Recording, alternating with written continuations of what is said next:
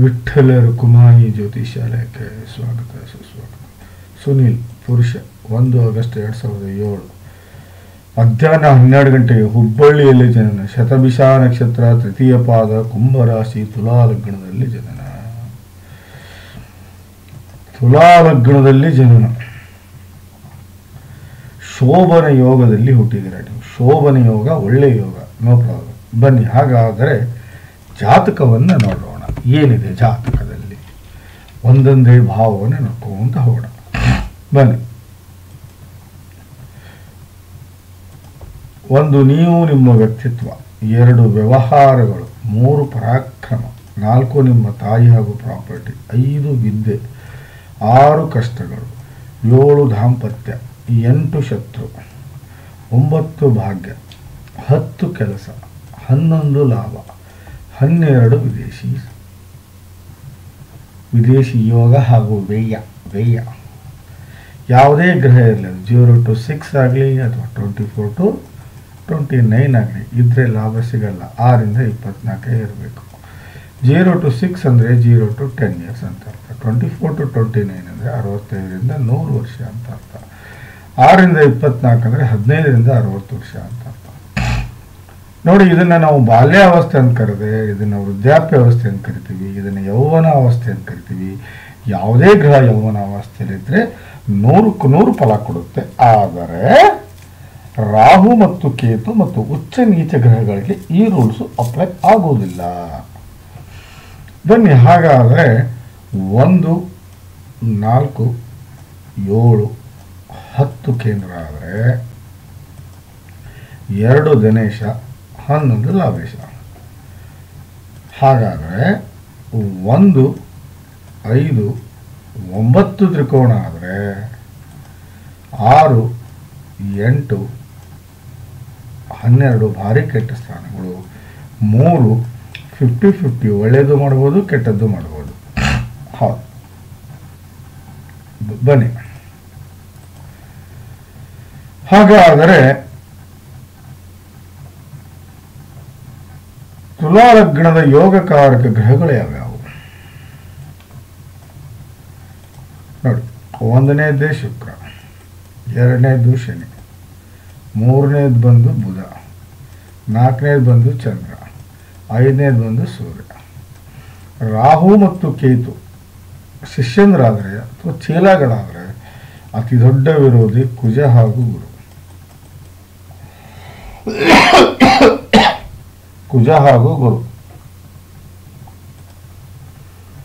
ಹಾಗಾದರೆ ಗ್ರಹಗಳ ಸ್ಥಿತಿಯನ್ನು ನೋಡೋಣ. ಬನ್ನಿ, ಏನಿದೆ ಒಂದೊಂದೇ.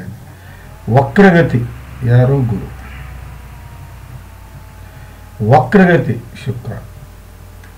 ವಕ್ರ ಅಂದರೆ ಸ್ಲೋ ಮೂವಿಂಗ್ ಪ್ಲಾನೆಟ್. ಈ ರೀತಿ ಹೋಗುತ್ತೆ, ಸ್ಲೋ ಮೂವಿಂಗ್ ಪ್ಲಾನೆಟ್ ಅಂತ. ಸೀದಾ ನೋಡಿ, ಫಾರ್ ಎಕ್ಸಾಂಪಲ್ ಬುಧ ಹಿಂಗೆ ಬರ್ತಾನೆ, ಶನಿ ಹಿಂಗೆ ಬರ್ತಾನೆ. ವಕ್ರಿಯ ಅಂದ್ರೆ ಏನೋ ಹಿಂಗೆ ಹೋಗೋದು, ಈ ರೀತಿ ಮೂವ್ ಆಗೋದಕ್ಕೆ ವಕ್ರಿಯ ಅಂತ. ಅದು ಅಷ್ಟೇ ಕೆಟ್ಟದ್ದು ಅಷ್ಟೇ ಒಳ್ಳೆಯದು, ಅದರಲ್ಲಿ ಯಾವುದೇ ಸಂಶಯ ಬೇಡ. ಯಾಕಂದರೆ ಒಳ್ಳೆಯ ಜಾಗದಲ್ಲಿ ಅವನು ಇದ್ದಾಗ, ಚಲಿತ ಕುಂಡ್ಲಿಯಲ್ಲಿ ಒಳ್ಳೆಯ ಜಾಗದಲ್ಲಿ ಇದ್ದಾಗ ಒಳ್ಳೆಯ ಫಲವನ್ನೇ ಕೊಡ್ತಾನೆ. ಬನ್ನಿ, ಹಾಗಾದರೆ ಜಾತಕದಲ್ಲಿ ಏನಿದೆ ನೋಡೋಣ.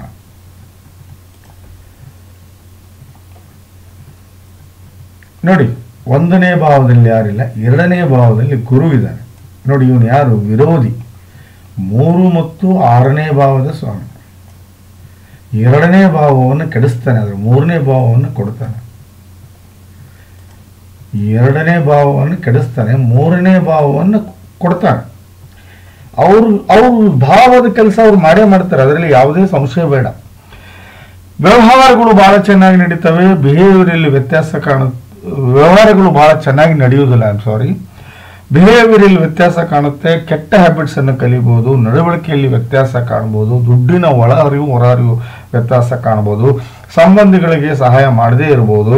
ಹೊಂದಾಣಿಕೆ ಬದುಕು ಬಹಳ ಕಷ್ಟ ಆಗುತ್ತೆ. ಹಣವನ್ನು ಸೇವೆ ಮಾಡದೇ ಇರಬಹುದು. ಊಟದ ವಿಚಾರದಲ್ಲಿ ತಗಾದೇ ಇರಬಹುದು. ಪರಿವಾರದ ಸ್ಥಿತಿ ಬಹಳ ಕೆಟ್ಟದಾಗಿರ್ಬೋದು.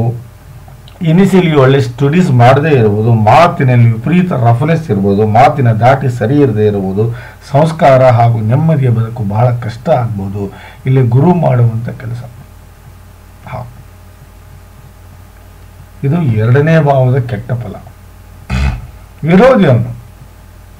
ಬಟ್ 3ನೇ ಭಾವದ ಸ್ವಾಮಿ 2ನೇ ಭಾವದಲ್ಲಿ ಇರೋದ್ರಿಂದ ಅಕ್ಕ ತಂಗಿಯರಿಗೂ ಜೊತೆಗೆ ಒಳ್ಳೆ ಸಂಬಂಧ ಇರುತ್ತೆ, ಬಹಳ ಪರಾಕ್ರಮಿಯಾಗಿರ್ತಾನೆ, ಆಟಗಳಲ್ಲಿ ರುಚಿಯನ್ನು ತೋರಿಸ್ತಾನೆ, ಬಾಡಿಯಲ್ಲಿ ಸ್ಟ್ರೆಂತ್ ಇರುತ್ತೆ, ಕೆಲಸದ ಕೆಪಾಸಿಟಿ ಅಲ್ಟಿಮೇಟ್ ಆಗಿರುತ್ತೆ, ಹಾರ್ಡ್ ವರ್ಕರ್ ಆಗಿರ್ತಾನೆ, ಏನೇ ಕಾಂಪಿಟೇಷನ್ ಅಂತ ಬಂದರೂ ಗೆಲ್ತಾನೆ, ಬರವಣಿಗೆ ಹಾಗೂ ಸಾಹಿತ್ಯದಲ್ಲಿ ಆಸಕ್ತಿಯನ್ನು ತೋರಿಸ್ತಾನೆ, ಕಲೆಯಲ್ಲಿ ಆಸಕ್ತಿಯನ್ನು ತೋರಿಸ್ತಾನೆ, ಮಾತಿನಲ್ಲಿ ಯಾವತ್ತೂ ಸೋಲುವುದಿಲ್ಲ, ಒಳ್ಳೆ ಟ್ಯಾಲೆಂಟ್ ಪ್ರೆಸೆಂಟ್ ಮಾಡ್ತಾನೆ, ಪ್ರಯತ್ನಶೀಲರಾಗಿರ್ತಾನೆ, ಯಾವುದಕ್ಕೂ ಕೈ ಹಾಕಿದರೆ ಅದು ಮುಗಿಯುವವರೆಗೂ ಬಿಡೋದಿಲ್ಲ, ಕೋರ್ಟು ಕಚೇರಿಯಲ್ಲಿ ಗೆಲುವು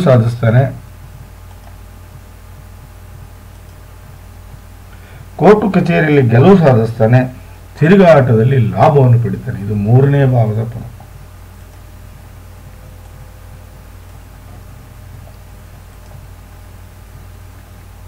ನೋಡಿ, ಇಲ್ಲ 5ನೇ ಭಾವದಲ್ಲಿ ಚಂದ್ರ ಮತ್ತು ರಾಹು ಇದೆ. ಚಂಚಲ ಮನಸ್ಸಿನವನು ಇವನು ಅಂತ ಅರ್ಥ. ಅದು ಶನಿಯ ಮತ್ತು ಶುಕ್ರನ ದೃಷ್ಟಿ ಇದೆ, ಹಾಗಾಗಿ ಕೇಮದ್ರಮ ದೋಷ ಆಗುವುದಿಲ್ಲ. ಬಟ್ ಇಲ್ಲಿ ಗ್ರಹಣ ದೋಷ ಆಗಿದೆ 5ನೇ ಮನೆಯಲ್ಲಿ.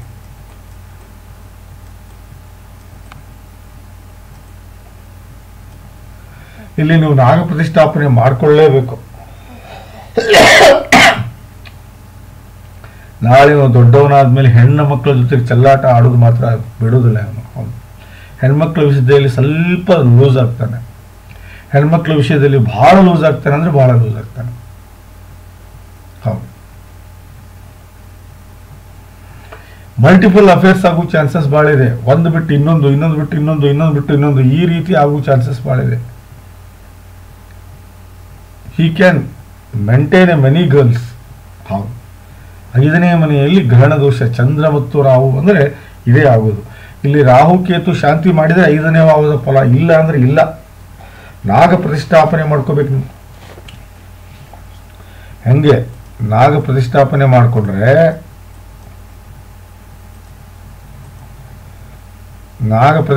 ಮಾಡಿಕೊಂಡ್ರೆ, ಮಾತ್ರ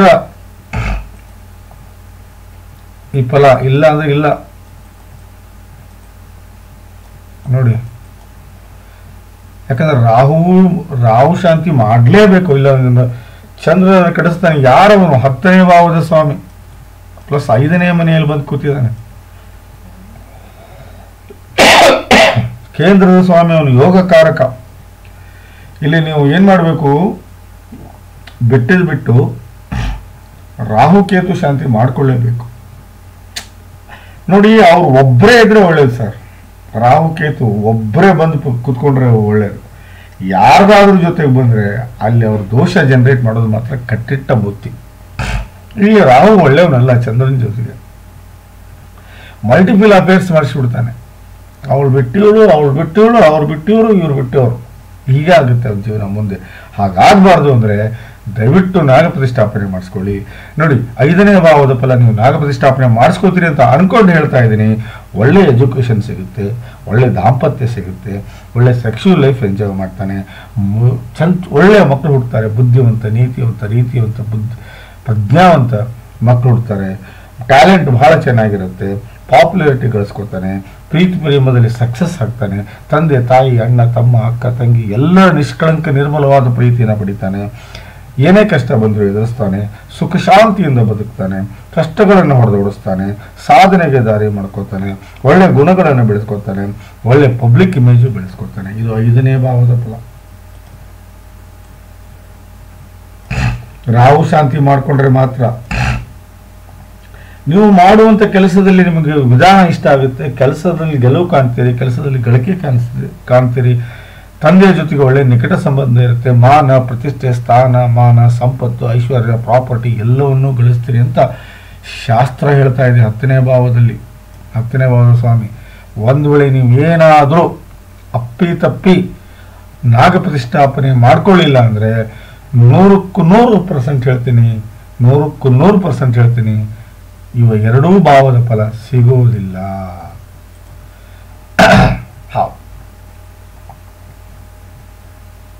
ಕುಜ ಅಷ್ಟಮದಲ್ಲಿದ್ದಾನೆ, ಶುಕ್ರ ಸೂರ್ಯನ ಮನೆಯಲ್ಲಿದ್ದಾನೆ. ಹಾಗಾಗಿ ಇಲ್ಲಿ ಏನಾಗುತ್ತೆ ಅಂದರೆ ವಿಪರೀತ ರಾಜಯೋಗ ಬರುತ್ತೆ. ವಿಪರೀತ ರಾಜಯೋಗ ದೊಡ್ಡ ರಾಜಯೋಗ ರೀ ಇದು. ಯಾರ ಜಾತಕದಲ್ಲಿ ವಿಪರೀತ ರಾಜಯೋಗ ಬರುತ್ತೋ ಅವ್ರು ಬಹಳ ಖುಷಿಯಾಗಿರ್ತಾರೆ, ಬಹಳ ಸುಖವಾಗಿರ್ತಾರೆ. ಇದೊಂಥರ ವಿಚಿತ್ರ ಯೋಗ.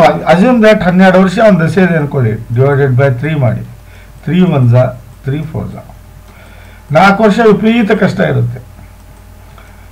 ಏನ್ ನರಕ ಬಾಜು ಮನೆಯಲ್ಲೇ ಇದೇನೋ ಅಥವಾ ನಮ್ಮ ಮನೆಯಲ್ಲೇ ಬಂದು ಕೂತಿದೆಯೋ ಅಥವಾ ನಮ್ಮನೆ ಕಟ್ಟೆ ಮೇಲೆ ಬಂದು ಕೂತಿದೀವೋ ಅನ್ಬೇಕು, ಇಲ್ಲ ನಾವೇ ನರಕದಲ್ಲಿದ್ದೀವೋ ಅನ್ನಬೇಕು. ಆ ರೀತಿ ಕಷ್ಟ ಕೊಡ್ತಾರೆ. ಇನ್ನು 4 ವರ್ಷ ರಿಲ್ಯಾಕ್ಸೇಷನ್, ಇನ್ನು 4 ವರ್ಷ ಅನ್ಲಿಮಿಟೆಡ್ ಲಾಭ. ಅನ್ಲಿಮಿಟೆಡ್ ಲಾಭ ಅಂದ್ರೆ ಎಷ್ಟು ಅಂದ್ಕೊಂಡಿರಿ ನೀವು? ಮುಟ್ಟಿದ್ದೆಲ್ಲ ವಜ್ರವೈಡೂರ್ಯ, ನಡೆದಿದ್ದೆಲ್ಲ ಚಿನ್ನದ ದಾರಿ, ಜೀವನ ಉದ್ದಕ್ಕೂ ಗಳಿಸಬೇಕಾದ ಗೌರವ, ಸಂಪತ್ತು, ಐಶ್ವರ್ಯ, ಕೀರ್ತಿ ಎಲ್ಲವನ್ನೂ ಪಡ್ಕೊಂಡ್ಬಿಡ್ತಾನೆ. ವಿರೋಧಿ ಅಲ್ವಾ? ತುಲಾ ಲಗ್ನದ ಅತಿ ದೊಡ್ಡ ವಿರೋಧಿ ಅಷ್ಟಮದಲ್ಲಿ ಬಂದು ಕೂತಿದ್ದಾನೆ. ಇಲ್ಲಿ ಕುಜನ ಶಾಂತಿಯೂ ಅವಶ್ಯಕತೆ ಇಲ್ಲ. ಬನ್ನಿ, ಹಾಗಾದರೆ ಬುಧ 9ನೇ ಮನೆಯಲ್ಲಿದ್ದಾನೆ. ದಯವಿಟ್ಟು 7 ಕ್ಯಾರೆಟ್ ನೀಲ ಪಚ್ಚೆಯನ್ನು ಹಾಕಲೇಬೇಕು ಅವನಿಗೆ. ನೀವು ಪಚ್ಚೆ ಧರಿಸಲಿಲ್ಲ, ಬುಧನಿಂದ ಒಳ್ಳೆ ಫಲ ಸಿಗಕ್ಕೆ ಸಾಧ್ಯನೇ ಇಲ್ಲ. ನೋಡಿ, 9ನೇ ಭಾವದ ಸ್ವಾಮಿ 9ನೇ ಮನೆಯಲ್ಲಿರೋದ್ರಿಂದ ಮಗುವಿಗೆ ಫ್ಯೂಚರ್ ಬಹಳ ಚೆನ್ನಾಗಿದೆ. ಇದು ಮಾತ್ರ ಹೇಳ್ಬೋದು. ಗುರುವಿನ ಆಶೀರ್ವಾದ ಸದಾ ನಿಮ್ಮ ಮೇಲಿರುತ್ತೆ. ಧರ್ಮವನ್ನು ನಂಬ್ತೀರಿ, ಭಾಗ್ಯವಂತರಾಗಿರ್ತೀರಿ, ಪ್ರಾಪ್ತಿಯಿಂದ ಪಡ್ಕೋತೀರಿ, ತಂದೆಯ ಜೊತೆಗೆ ನಿಕಟ ಸಂಬಂಧ ಇರುತ್ತೆ, ಸಾಧನೆಗೆ ದಾರಿ ಮಾಡ್ಕೋತೀರಿ, ಸುಖಮಯ ಜೀವನವನ್ನು ಗೆಲ್ಲಿಸ್ತೀರಿ, ಗೆಲುವು ಸದಾ ನಿಮ್ದಾಗಿರುತ್ತೆ, ಸಂಬಂಧಿಗಳಿಗೆ ಸಹಾಯ ಮಾಡ್ತೀರಿ, ದೇವರ ಆಶೀರ್ವಾದ ಸದಾ ನಿಮ್ಮ ಜೊತೆಗಿರುತ್ತೆ, ಬಹಳ ಲಕ್ಕಿಯಾಗಿರ್ತೀರಿ, ಪುಣ್ಯದ ಕೆಲಸ ಮಾಡ್ತೀರಿ, ಮನೆಯಲ್ಲಿ ನೆಮ್ಮದಿ ಹಾಗೂ ಸುಸಂಸ್ಕೃತ ಜೀವನ ಮಾಡ್ತೀರಿ. 7 ಕ್ಯಾರೆಟ್ ಪಚ್ಚೆ ಹಾಕಿ. ಇದು ಶ್ರೇಷ್ಠ ಮಹಾಲಕ್ಷ್ಮಿ ಯೋಗ.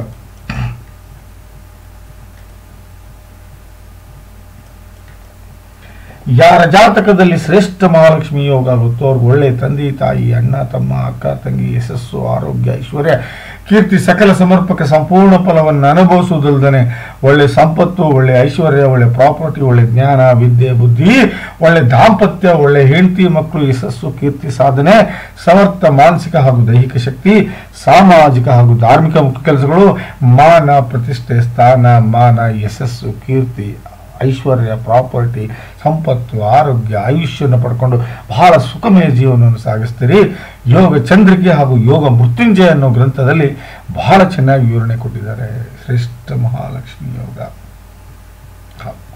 9ನೇ ಭಾವದ ಸ್ವಾಮಿ 9ನೇ ಮನೆಯಲ್ಲಿ ಇದ್ರೆ ಬಹಳ ಒಳ್ಳೆಯದು. ನೋಡಿ, Surya, wow, he is extraordinary, ultimate. 10ನೇ ಮನೆಯಲ್ಲಿ ಸೂರ್ಯ, ವಿರೋಧಿ ಮನೆ ಆದರೂ ಚಿಂತೆ ಇಲ್ಲ. 10ನೇ ಮನೆಯಲ್ಲಿ ಸೂರ್ಯ ಬಂದರೆ ಒಂದು ಸರ್ಕಾರಿ ನೌಕರಿ ಗ್ಯಾರಂಟಿ, 2 ಅಪ್ಪನಿಗೆ ಲಕ್ ಗ್ಯಾರಂಟಿ. ಅಪ್ಪ ಇವನು ಹುಟ್ಟಿಂದ ಲಕ್ಕೇ ಚೇಂಜ್ ಆಗುತ್ತೆ. ಹೌದು, ಅಪ್ಪ ಏಳಿಗೆ ಹೊಂತಾನೆ. ತಂದೆ ಏಳಿಗೆಯಲ್ಲಿ ಮಗಳ ಕಾಂಟ್ರಿಬ್ಯೂಷನ್ ಏನಪ್ಪ ಅಂದ್ರೆ ಅವನ ಜಾತಕದಲ್ಲಿ ಸೂರ್ಯ 10ನೇ ಮನೆಯಲ್ಲಿದ್ದಾನೆ. ಅಪ್ಪನನ್ನು ಅತಿ ಪ್ರೀತಿಸ್ತಾನೆ, ಅಪ್ಪನ ಜೊತೆಗೆ ಇರ್ತಾನೆ, ಅಪ್ಪನ ಲಕ್ ಚೇಂಜ್ ಆಗುತ್ತೆ. ಹೌದು,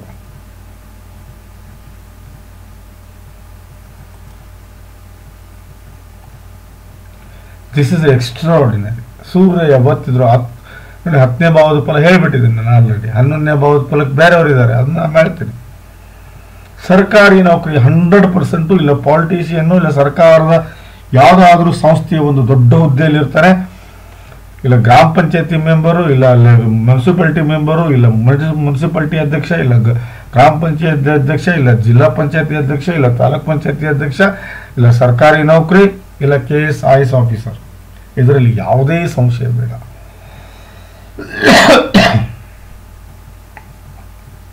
ಯಾವುದೇ ಸಂಶಯ ಬೇಡ. ನೋಡಿ, 11ನೇ ಮನೆಯಲ್ಲಿ 1ನೇ ಭಾವದ ಸ್ವಾಮಿ ಪ್ಲಸ್ 4ನೇ ಭಾವದ ಸ್ವಾಮಿ ಪ್ಲಸ್ 5ನೇ ಭಾವದ ಸ್ವಾಮಿ ಪ್ಲಸ್ 11ರಲ್ಲಿದ್ದಾರೆ. ಈಗ ಆಲ್ರೆಡಿ ನಾನು ನಿಮಗೆ 5ನೇ ಭಾವದ ಫಲವನ್ನು ಹೇಳಿಬಿಟ್ಟಿದ್ದೇನೆ. 1, 4 ಮತ್ತು 11ನೇ ಭಾವದ ಫಲವನ್ನು ಹೇಳಬೇಕು ನಾವು. ಕರೆಕ್ಟಾ? ಬನ್ನಿ ಇವತ್ತು 4ನೇ ಭಾವದ ಫಲವನ್ನು ಕೇಳಿಬಿಡೋಣ. ತಾಯಿ ಮೇಲೆ ವಿಪರೀತ ವ್ಯಾಮೋಹ ಇರುತ್ತೆ, ಪ್ರೇಮ ಇರುತ್ತೆ, ಬಹಳ ಅಟ್ಯಾಚ್ಮೆಂಟ್ ಇರುತ್ತೆ, ಜವಾಬ್ದಾರಿ ವ್ಯಕ್ತಿತ್ವ ಇರುತ್ತೆ, ಬೇಜವಾಬ್ದಾರಿಯಿಂದ ನಡ್ಕೊಳ್ಳೋದಿಲ್ಲ, ಬಹಳ ಜವಾಬ್ದಾರಿ ವ್ಯಕ್ತಿತ್ವ ಆಗಿರ್ತಾನೆ. ಒಳ್ಳೆ ಬಿಸ್ನೆಸ್ ಮಾಡ್ತಾನೆ, ಒಳ್ಳೆ ವ್ಯವಹಾರ ಮಾಡ್ತಾನೆ, ನೆಮ್ಮದಿಯ ಬದುಕನ್ನು ಮಾಡ್ತಾನೆ, ಸುಖಮಯ ಜೀವನವನ್ನು ಸಾಗಿಸ್ತಾನೆ, ಒಳ್ಳೆ ಪ್ರಾಪರ್ಟಿಯನ್ನು ಖರೀದಿ ಮಾಡ್ತಾನೆ, ಹೈಯರ್ ಎಜುಕೇಷನ್ ಇರುತ್ತೆ, ಹಾರ್ಟ್ ರಿಲೇಟೆಡ್ ಯಾವ ತೊಂದರೆನೂ ಬರುವುದಿಲ್ಲ, ಕಂಫರ್ಟಬಲ್ ಆಗಿ ಮೂವ್ ಆಗ್ತಾನೆ, ಮನೆಯ ಸ್ಥಿತಿಯನ್ನು ಎತ್ತರಕ್ಕೆ ತಗೊಂಡು ಹೋಗ್ತಾನೆ, ಸ್ಟೈಲ್ ಆಫ್ ಲಿವಿಂಗ್ ಹೈ ಇರುತ್ತೆ, ಮನೆಗೆ ಬಂದವ್ರನ್ನ ಪ್ರೇಮದಿಂದ ನೋಡ್ಕೋತಾನೆ, ಸಮಾಜದಲ್ಲಿ ಒಳ್ಳೆ ಹೆಸರು ಮಾಡ್ತಾನೆ, ಅದರಲ್ಲೂ ಆಭರಣ, ವೆಹಿಕಲ್ ಇತ್ಯಾದಿಗಳನ್ನು ಖರೀದಿ ಮಾಡೋದಲ್ದಾನೆ ಒಳ್ಳೆ ಪ್ರಾಪರ್ಟಿ, ಮನೆ ಆಗಿರ್ಬೋದು,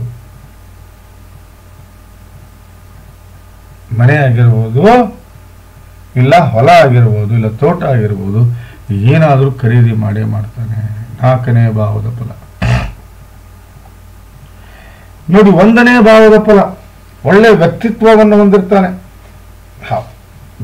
ಜವಾಬ್ದಾರಿತ ವ್ಯಕ್ತಿಯಾಗಿರ್ತಾನೆ, ಒಳ್ಳೆ ಟೇಸ್ಟನ್ನು ಹೊಂದಿರ್ತಾನೆ, ಗ್ರಾಸ್ಪಿಂಗ್ ಪವರ್ ಬಹಳ ಚೆನ್ನಾಗಿರುತ್ತೆ, ಬುದ್ಧಿವಂತಿಕೆ ನಡೀತಾನೆ, ಒಳ್ಳೆ ಇಮೇಜನ್ನು ಬೆಳೆಸ್ಕೊತಾನೆ, ಆಶೆ ಆಕಾಂಕ್ಷೆಗಳನ್ನು ಈಡೇರಿಸ್ಕೊತಾನೆ, ಒಳ್ಳೆ ಫಿಸಿಕಲಿ ಸ್ಟ್ರಾಂಗ್ ಇರ್ತಾನೆ, ಮೆಂಟಲಿ ಕೆಪಬಲ್ ಇರ್ತಾನೆ, ಒಳ್ಳೆ ಸಂಗತಿಗಳಿಗೆ ಆಸಕ್ತಿಯನ್ನು ತೋರಿಸ್ತಾನೆ, ಒಳ್ಳೆ ವಿಚಾರಗಳಿಗೆ ಬೆಲೆ ಕೊಡ್ತಾನೆ, ಒಳ್ಳೆ ಗುಣಗಳನ್ನು ಅಳವಡಿಸ್ಕೊತಾನೆ, ಒಳ್ಳೆ ವ್ಯಕ್ತಿತ್ವ ಅನ್ನೋದಲ್ದೇ ಬಹಳ ಚಾಣಾಕ್ಷನಿರ್ತಾನೆ, ಬುದ್ಧಿವಂತನಿರ್ತಾನೆ, ನೀತಿವಂತಿರ್ತಾನೆ, ರೀತಿವಂತಿರ್ತಾನೆ. ಇದು 1ನೇ ಭಾವದ ಫಲ. ಅದೇ ರೀತಿ ಅಕ್ಕ ತಂಗಿಯರ ಜೊತೆಗೆ ಒಳ್ಳೆ ಸಂಬಂಧ ಇರುತ್ತೆ, ಜೀವನವನ್ನು ಲಾಭದಲ್ಲಿ ತಗೊಂಡು ಹೋಗ್ತಾನೆ, ಸಣ್ಣ ಪುಟ್ಟ ರೋಗಗಳಿಂದ ದೂರ ಆಗ್ತಾನೆ, ಆಶೆ ಆಕಾಂಕ್ಷೆಗಳನ್ನು ಈಡೇರಿಸ್ಕೊತಾನೆ, ಸಣ್ಣ ಪುಟ್ಟ ತಿರುಗಾಟದಿಂದ ಲಾಭ ಪಡಿತಾನೆ, ಹಂತ ಹಂತವಾಗಿ ಬೆಳೀತಾ ಹೋಗ್ತಾನೆ, ಹಂತ ಹಂತವಾಗಿ ಗ್ರೋತ್ ಆಗ್ತಾನೆ, ದುಡ್ಡು ಆಭರಣವನ್ನು ಗಳಿಸ್ತಾನೆ, ಹಣವನ್ನು ಸೇವ್ ಮಾಡ್ತಾನೆ, ಬ್ಯಾಂಕ್ ಬ್ಯಾಲೆನ್ಸ್ ಮೇಂಟೈನ್ ಮಾಡ್ತಾನೆ, ಮಿತ್ರರೊಡನೆ ಒಳ್ಳೆ ಸಂಬಂಧ ಇರುತ್ತೆ, ಮಿತ್ರರ ಮೇಲೆ ಪ್ರಭಾವ ಬೀರುವಷ್ಟು ವ್ಯಕ್ತಿತ್ವವನ್ನು ಹೊಂದಿರ್ತಾನೆ. ನೋಡಿದ 11ನೇ ಭಾವದ ಫಲ. ನೋಡಿ, ಯೋಗಕ್ಕಿಂತ ಫಸ್ಟ್ ನಾ ಹೇಳೋದಿಲ್ಲ, ಕೇತು 14 ಡಿಗ್ರಿಯಲ್ಲಿದ್ದಾನೆ. ಸ್ವಲ್ಪ ತಂದೆಯ ವಿರುದ್ಧ ಹೋಗ್ಬೋದು ಇವನು, ತಂದೆಯ ವಿರುದ್ಧ ತಂದೆಗೆ ಇವನಿಗೆ ಮನಸ್ತಾಪ ಬರ್ಬೋದು, ಇಲ್ಲ ತಂದೆಯ ವಿರುದ್ಧ ನಡಿಬಹುದು, ಇಲ್ಲ ತಂದೆಯನ್ನು ವಿರುದ್ಧ ಹಾಕೊಳ್ಳುವ ಎಲ್ಲ ಚಾನ್ಸಸ್ಸು ಇದೆ. ಹೌದು, ತಂದೆಯನ್ನು ವಿರುದ್ಧ ಹಾಕೋತಾನೆ, ತಂದೆಯನ್ನು ವಿರುದ್ಧ ಹಾಕೊಳ್ಳೋದಲ್ದೇ ತಂದೆಯ ವಿಚಾರವಾಗಿ ನಡೆಯುವುದಿಲ್ಲ, ತಂದೆಯ ಮನಸ್ಸಿಗೆ ಘಾಷಿ ಮಾಡುವಂಥ ವ್ಯಕ್ತಿತ್ವ ಒಂದಾಗಿರುತ್ತೆ. ಶನಿ ಯಾವಾಗಲೂ ಸೂರ್ಯನ ಮನೇಲಿ ಬಂದು ಕೂಡಬಾರದು, ಕೂತ್ರೆ ತಂದೆಗೆ ತೊಂದರೆ ಕೊಡ್ತಾನೆ ಅಂತ ಅರ್ಥ. ಬನ್ನಿ, ಹಾಗಾದರೆ 2 ಕೆಟ್ಟ ದೋಷಗಳಾಗಿವೆ. ಒಂದು ಲಂಪಟ ದೋಷ, ಇನ್ನೊಂದು ಶ್ರಪಿತ ದೋಷ. ದೋಷ ಇದು ನೋಡಿ. ಲಂಪಟ ದೋಷದಲ್ಲಿ ಏನಾಗುತ್ತೆ, ಒಂದು ಹೆಣ್ಣಿನಿಂದ ಮೋಸ ಹೋಗ್ತಾನೆ, ಇಲ್ಲ ಮಣ್ಣಿನಿಂದ ಮೋಸ ಹೋಗ್ತಾನೆ, ಇಲ್ಲ ಹೊನ್ನಿನಿಂದ ಮೋಸ ಹೋಗ್ತಾನೆ, ಕೆಟ್ಟ ಚಟಗಳನ್ನು ಕಲಿತಾನೆ, ನೆಮ್ಮದಿಯನ್ನು ಕಳ್ಕೋಬಹುದು. ಇದು ಕಟ್ಟಿಟ್ಟ ಬುತ್ತಿ ಲಂಪಟ ದೋಷದ್ದು. ನೀವು ನಾಗ ಪ್ರತಿಷ್ಠಾಪನೆ, ರಾಹು ಕೇತು ಶಾಂತಿ ಮಾಡಿಸ್ಲಿಲ್ಲ ಅಂದ್ರೆ ಇದು ಕಟ್ಟಿಟ್ಟ ಬುತ್ತಿ. ನೆನಪಿಟ್ಕೊಂಬಿಡಿ. ಹೌದು, ಇದು ನೆನಪಿಟ್ಕೊಂಬಿಡಿ ನೀವು, ಇದು ಬಿಡಲಾರದು. ಬಟ್ ಶಪಿತ ದೋಷದಲ್ಲಿ ಏನಾಗುತ್ತೆ ಅಂದ್ರೆ, ಸುನೀಲ್ ಅವರ ತಂದೆಯ ತಾಯಿಯ ಮುಂದಿನ ಪೂರ್ವಜರು ಅವರು ಆಕಸ್ಮಿಕ ಸಾವನ್ನಪ್ಪಿರ್ತಾರೆ. ಆ ಆಕಸ್ಮಿಕ ಸಾವಿನ ಪೂರ್ವಜರು ಆ ಆಕಸ್ಮಿಕ ಸಾವಿನಿಂದ ಅವ್ರಿಗೆ ಸರಿಯಾದಂತಹ ಸ್ಥಾನಮಾನ ಸಿಕ್ಕಿರೋದಿಲ್ಲ. ಹಾಗಾಗಿ ಇದು ಪೂರ್ವಜರ ಕಾಡಾಟ ಅಂತ ಹೇಳ್ಬೋದು. ಕನ್ನಡದಲ್ಲಿ ಹಿರಿಯರ ಕಾಡಾಟ ಅಂತಾರಲ್ರಿ, ಹುಬ್ಬಳ್ಳಿ ಭಾಷೆಯಾಗ ಹಿರಿಯರ ಕಾಡಾಟ ಅಂತ. ಹೌದು, ಇದಕ್ಕೆ ನೀವು ತ್ರಿಪಿಂಡ ನಾರಾಯಣ ಬಲಿ ಕೊಡ್ಕೊಳ್ಳೋದು ಬಹಳ ಮುಖ್ಯ. ತ್ರಿಪಿಂಡ ನಾರಾಯಣ ಬಲಿ ಕೊಡಬೇಕು. ತ್ರಿಪಿಂಡ ನಾರಾಯಣ ಬಲಿ ಯಾರು ಕೊಡಬೇಕು? ಸುನೀಲ್ ಅವರ ತಂದೆಯವರು ಕೊಡಬೇಕು. ಹೌದು, ಲಂಪಟ ದೋಷದಲ್ಲಿ ಇಲ್ಲಿ ನೋಡಿ, ನಾನು ಹೇಳೋದನ್ನ ಅರ್ಥ ಮಾಡ್ಕೊಳ್ಳಿ. ಇಲ್ಲೇ ಗ್ರಹಣ ದೋಷ, ಇಲ್ಲೇ ಲಂಪಟ ದೋಷ, ಇಲ್ಲೇ ಶಪಿತ ದೋಷ. ಯಾರಿಂದ ಆಗಿದ್ದು? ರಾಹು ಕೇತು. ರಾಹು ಕೇತುನ ನೀವು ಸಂತೋಷ ಉಳಿಸ್ಬೇಕಂದ್ರೆ ನಾಗ ಪ್ರತಿಷ್ಠಾಪನೆ ಮಾಡ್ಕೋಬೇಕು. ನಾಗ ಪ್ರತಿಷ್ಠಾಪನೆ ಮಾಡಿಕೊಳ್ಳೇಬೇಕು. ಹೌದು, ನಾಗ ಪ್ರತಿಷ್ಠಾಪನೆ ಅಪ್ಪಿತಪ್ಪಿ ನೀವು ಮಾಡ್ಕೊಳ್ಳಿಲ್ಲ ಅಂದರೆ ಬಹಳ ತೊಂದರೆಗೀಡಾಗ್ತೀರಿ. ಹೌದು, ಬನ್ನಿ ಇಲ್ಲಿ ನೋಡಿ ಎರಡಾಗಿದ್ದು ಶ್ರೇಷ್ಠ ಮಹಾಲಕ್ಷ್ಮಿ ಯೋಗ, ಇನ್ನೊಂದು ಸೌಭಾಗ್ಯ ಯೋಗ. ಈ ಎರಡೂ ಯೋಗವನ್ನು ನಿಮ್ಮ ಮಗ ಅನುಭವಿಸ್ಬೇಕಂದ್ರೆ ನಾಗ ಪ್ರತಿಷ್ಠಾಪನೆ ಬಹಳ ಮುಖ್ಯ. ಹೌದು, ನಾಗ ಪ್ರತಿಷ್ಠಾಪನೆ ನೋಡಿ. ಈ ಶ್ರೇಷ್ಠ ಮಹಾಲಕ್ಷ್ಮದಲ್ಲಿ ಸಂಪತ್ತು, ಐಶ್ವರ್ಯ, ದಾಂಪತ್ಯ ವಿದ್ಯೆ, ಕಟ್ಟಿಟ್ಟ ಬುತ್ತಿ. ಸೌಭಾಗ್ಯ ಯೋಗ ಅಂದರೆ ಏನೇ ಮುಟ್ಲಿ, ಏನೇ ಮಾಡಲಿ 100% ಗ್ಯಾರಂಟಿ. ಸಾರ್ ಸೆಗಣಿ ಕುಳ್ಳು ಮಾರಿ ಬರಲಿ ಲಾಭ ತಗೊಂಡ್ಬರ್ತಾರೆ. ಸೆಗಣಿ ಕುಳ್ಳು ಮಾರಿ ಬಂದರೂ ಲಾಭ ತಗೋತಾರೆ, ಸೆಗಣಿ ಮಾರಿ ಬಂದರೂ ಲಾಭ ತಗೋತಾರೆ. ಆ ಲೆವೆಲ್ ಅವ್ರಿಗೆ ಸೌಭಾಗ್ಯ ಒಲ್ದಿರುತ್ತೆ. ಬಟ್ ಇಲ್ಲಿ ರಾಹು ಕೇತು ಶಾಂತಿ ಆಗಬೇಕು. ನಾಗ ಪ್ರತಿಷ್ಠಾಪನೆ ಆಗಲಿಲ್ಲ ಅಂದರೆ ಶ್ರೇಷ್ಠ ಮಹಾಲಕ್ಷ್ಮಿ ಆಗಲಿ ಸೌಭಾಗ್ಯ ಯೋಗ ಆಗಲಿ ಒಲಿಯುವುದಿಲ್ಲ. ಯಾರ ಜಾತಕದಲ್ಲಿ ಎರಡೂ ರಾಜಯೋಗದವರು ಒಳ್ಳೆ ತಂದೆ ತಾಯಿ, ಅಣ್ಣ ತಮ್ಮ, ಅಕ್ಕ ತಂಗಿ, ಯಶಸ್ಸು, ಆರೋಗ್ಯ, ಐಶ್ವರ್ಯ, ಕೀರ್ತಿ, ಸಕಲ ಸಮರ್ಪಕ ಸಂಪೂರ್ಣ ಫಲವನ್ನು ಅನುಭವಿಸ್ತಾರೆ. ಒಳ್ಳೆ ಸಂಪತ್ತು, ಒಳ್ಳೆ ಐಶ್ವರ್ಯ, ಒಳ್ಳೆ ಪ್ರಾಪರ್ಟಿ, ಒಳ್ಳೆ ಜ್ಞಾನ, ವಿದ್ಯೆ, ಬುದ್ಧಿ, ಒಳ್ಳೆ ದಾಂಪತ್ಯ, ಒಳ್ಳೆ ಹೆಂಡತಿ ಮಕ್ಕಳು, ಯಶಸ್ಸು, ಕೀರ್ತಿ, ಸಾಧನೆ, ಸಮರ್ಥ ಮಾನಸಿಕ ಹಾಗೂ ದೈಹಿಕ ಶಕ್ತಿ, ಸಾಮಾಜಿಕ ಹಾಗೂ ಧಾರ್ಮಿಕ ಮುಖ್ಯ ಕೆಲಸಗಳು, ಮಾನ, ಪ್ರತಿಷ್ಠೆ, ಸ್ಥಾನ, ಮಾನ, ಯಶಸ್ಸು, ಕೀರ್ತಿ, ಆರೋಗ್ಯ, ಆಯುಷ್ಯದಿಂದ ಬಹಳ ಸುಖಮಯ ಜೀವನವನ್ನು ಸಾಗಿಸ್ತಾರೆ. ಗರ್ಗ ಸಂಹಿತೆ ಅನ್ನೋ ಗ್ರಂಥದಲ್ಲಿ ಶುಕ್ರನ ಶನಿಯನ್ನು ಯುತಿಯನ್ನು ಸೌಭಾಗ್ಯ ಯೋಗ ಅಂತ ಕರೆದಿದ್ದಾರೆ ಮಹರ್ಷಿ ಗರ್ಗ ಅವರು. ಬಟ್ ದಯವಿಟ್ಟು ನಾಗ ಪ್ರತಿಷ್ಠಾಪನೆ ಆಗಲಿಲ್ಲ ಅಂದರೆ ಯೋಗ ಬರಲ್ಲ ಸ್ವಾಮಿ, ಯೋಗ ಬರಲ್ಲ. ಹೌದು ನೋಡಿ, ಶನಿ ಸೀದಾ ನಿಮ್ಮ ಲಗ್ನ ನೋಡ್ತಾನೆ, ಪ್ಲಸ್ ಚಂದ್ರನ್ ನೋಡ್ತಾನೆ, ಪ್ಲಸ್ ಕುಜನ್ ನೋಡ್ತಾನೆ. ಅಷ್ಟಮದಲ್ಲಿ ಶತ್ರುನಾಶ, 11ರಲ್ಲಿ ಲಾಭ, 1ರಲ್ಲಿ ವ್ಯಕ್ತಿತ್ವ ವಿಕಸನ, 5ರಲ್ಲಿ ವಿದ್ಯೆ ಬುದ್ಧಿ. ಅದೇ ಕುಜ ವಿಪರೀತ ರಾಜಯೋಗದಲ್ಲಿದ್ದಾನೆ. ಸೀದಾ ನಿಮ್ಮ 11ನೇ ಭಾವ ನೋಡ್ತಾನೆ, ಲಾಭವನ್ನು ಕೊಡ್ತಾನೆ. ಅದಾದಮೇಲೆ ಸೀದಾ 2ನೇ ಭಾವ ನೋಡ್ತಾನೆ, ಅದಾದಮೇಲೆ 3ನೇ ಭಾವನ ಕೊಡ್ತಾನೆ. ವಿಪರೀತ ಧೈರ್ಯ ಈ ಮಗುವಿಗೆ. ಹೌದು, ವಿಪರೀತ ಧೈರ್ಯವಂತನಾಗಿರ್ತಾನೆ ಈ ಮಗು. ಬನ್ನಿ ಹಾಗಾದರೆ ನವಮಾಶ ನೋಡೋಣ. 1ನೇ ಭಾವದ ಸ್ವಾಮಿ ಗುರು 12ರಲ್ಲಿದ್ದಾನೆ. 5ನೇ ಭಾವದ ಸ್ವಾಮಿ ಕುಜ 2ರಲ್ಲಿ ಉಚ್ಚ ಸ್ಥಾನದಲ್ಲಿದ್ದಾನೆ. 7ನೇ ಮನೆ ಸ್ವಾಮಿ 7ನೇ ಮನೆಯಲ್ಲಿದ್ದಾನೆ. 9ನೇ ಮನೆ ಸ್ವಾಮಿ 12ರಲ್ಲಿದ್ದಾನೆ. ಬಟ್ ಭದ್ರ ಮಹಾಪುರುಷ ರಾಜಯೋಗ ಆಗಿದೆ 7ನೇ ಮನೆಯಲ್ಲಿ. ಭದ್ರ ಮಹಾಪುರುಷ ರಾಜಯೋಗ ಆಗಿದೆ. ಇವನ ದಾಂಪತ್ಯ ಬಹಳ ಸೊಗಸಾಗಿರುತ್ತೆ. ಅದರ ರಾಹು ಕೇತು ಶಾಂತಿ ನೀವು ಮಾಡಿಸ್ಲಿಲ್ಲ ಅಂದರೆ ಅದಕ್ಕೆ ನಾವು ಜವಾಬ್ದಾರರಲ್ಲ. ಇದು ಮಾತ್ರ ಕಟ್ಟಿಟ್ಟ ಬುದ್ಧಿ. ಹೌದು, ರಾಹು ಕೇತು ಶಾಂತಿ ಮಾಡಲಿಲ್ಲ ಅಂದರೆ ನಾ ಹೇಳಿದ ಎಲ್ಲ ಫಲಗಳು ನಿಷ್ಫಲಸ ಆಗ್ತವೆ. 24 1 2 3 4 ಚತುರ್ಶ್ವಾಸ 5ನೇ ಮನೆ ಸ್ವಾಮಿ ಶುಕ್ರ ಎಲ್ಲಿದ್ದಾನೆ ನೋಡ್ಬೇಕು. ಫಸ್ಟ್ ಶುಕ್ರ 2ನೇ ಮನೆಯಲ್ಲಿ ವಿದ್ಯೆ ಬಹಳ ಚೆನ್ನಾಗಿದೆ. ನಮಗೆ ವಿದ್ಯಾವಂತ ಆಗ್ತಾನೆ. ಬುಧನೋ 7ನೇ ಮನೆಯಲ್ಲಿ ಇರೋದ್ರಿಂದ 100% ಒಳ್ಳೆ ವಿದ್ಯಾವಂತನಾಗ್ತಾನೆ. ಅದರಲ್ಲಿ ಯಾವುದೇ ಸಂಶಯ ಬೇಡ. ಕೆಲಸದ ವಿಚಾರವಾಗಿ ಬನ್ನಿ ನೋಡೋಣ. ನೋಡಿ, ಹಂಸ ಮಹಾಪುರುಷ ರಾಜಯೋಗ ಜನರೇಟ್ ಆಗಿದೆ ಕೆಲಸದಲ್ಲಿ. ಹಂಸ ಮಹಾಪುರುಷ ರಾಜಯೋಗ ಜನರೇಟ್ ಆಗಿದೆ. ಬಟ್ ಬುಧ ನೀಚ ಇದ್ದಾನೆ. ಹಂಸ ಅದೇ ನಾ ಹೇಳಿದ್ದು 7 ಕ್ಯಾರೆಟು ನೀವೇನು ಹಾಕಬೇಕು, ಪಚ್ಚೆ ಹಾಕಲೇಬೇಕು ಅಂತ ಹೇಳಿದ್ನಲ್ಲ ಆವಾಗಲೇ. ನೋಡಿ, ಕೆಲಸದಲ್ಲಿ ಬುಧ ನೀಚ ಆಗಿದ್ದಾನೆ, ಆಗಬಾರ್ದು ಅವನು. ಬಟ್ ಹಂಸ ಮಹಾಪುರುಷ ರಾಜಯೋಗ ಇದೆ. ಆದರೆ ದುಡ್ದಿದ್ದೆಲ್ಲ ಕಳ್ಕೋತಾನೆ ಅಂತ ಅರ್ಥ. ಏನೋ ದುಡ್ದಿದ್ದೆಲ್ಲ ಕಳ್ಕೋತಾನೆ ಅಂತ ಅರ್ಥ. ಆ ರೀತಿ ಆಗಬಾರ್ದು ಅಂದರೆ ನಾವು ದಯವಿಟ್ಟು ನಾನು ಹೇಳಿದ ಎಲ್ಲ ಗ್ರಹಗಳ ಶಾಂತಿಯನ್ನು ಮಾಡಬೇಕು. ಸ್ವಲ್ಪ ಸರಿ ಇಲ್ಲ ಈಗ ಇದೊಂದು. ಸೊ ಹಾಗಾಗಿ ಹೇಳ್ತಿದ್ದೀನಿ, ನಾಗ ಪ್ರತಿಷ್ಠಾಪನೆ ಮಾಡ್ಕೊಳ್ಳಿ, ತ್ರಿಪಿಂಡ ನಾರಾಯಣ ಬಲಿ ಕೊಟ್ಕೊಳ್ಳಿ, ಕುಜ ಶಾಂತಿ ಮಾಡ್ಕೊಳ್ಳಿ,